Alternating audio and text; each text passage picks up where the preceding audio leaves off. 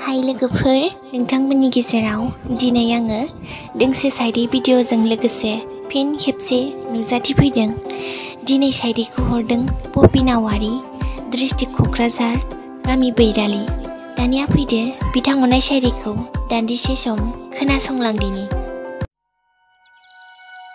ओइ सना, नोंथ' आंखौ नेवसिबाय आरो दाथ' नों गुबुननियानो जाखाबाय। नाथाय नों आंखौ नेवसिदोंना, अब्लाबो आं जेबो साना। नाथाय आं मोनसे खोथाखौ लाना दुखु मोनो। नों आंखौ नेवसिनाय बादि गुबुनखौबो नेवसिगोन नामा? आरो नोंनि बे गाज्रि गोसोआ माब्ला मोजां जागोन? आरो नोंथ' दा आंनि दुखुखौ एसेबो बुजियाखै।